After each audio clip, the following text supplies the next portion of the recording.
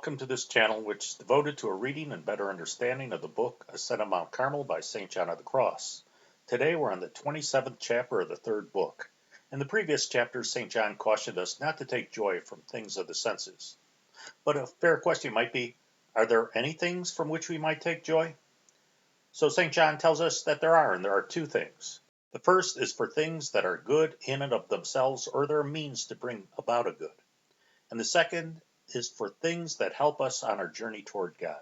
In the previous chapter, St. John discussed things that did not qualify under either of these qualifications. As St. John says, they do a man no good, nor in and of themselves have they any good, since they are so fleeting and frail. Rather, as we said likewise, they cause and bring him trouble and grief and affliction of spirit. In this chapter, St. John will discuss what he calls moral goods, and when we shouldn't take joy in them. So what is St. John talking about when he refers to moral goods? Well, he tells us that there are good works when we put into practice our good intentions. Moral goods include our virtues. They also include keeping God's law and commandments. And they include the practice of works of mercy. Now, what may seem incredible to some people nowadays is that there actually was mercy in St. John's time.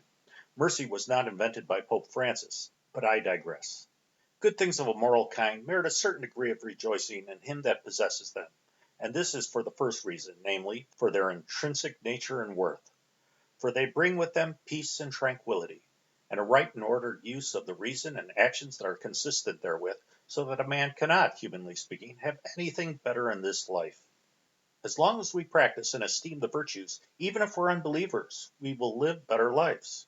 Since these virtues deserve to be loved and esteemed for their own sakes, a man may well rejoice in the possession of them, and may practice them for that which they are in of themselves, and for the blessing which they bring to a man in human and temporal form.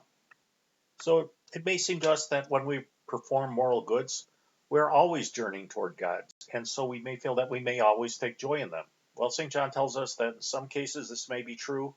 In other cases, it may bring more harm than profit, depending upon the true causes of our joy. There are really many more nuances to this type of joy than the types of joy that St. John has discussed in the previous chapters.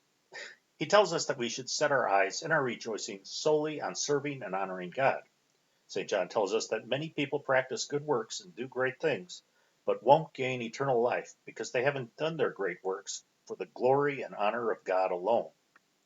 The Christian then must rejoice, not in the performing of good works and following good customs, but in doing them for the love of God alone, without respect to anything else whatsoever. So, our good works might be very good, but our motives might not be if we take pride in them or try to impress others with our works. St. John will talk more about this in the next chapter, and we'll be back with that in about a week. But in the meantime, please pray for the church. Digging 300 pounds of a heavily joy.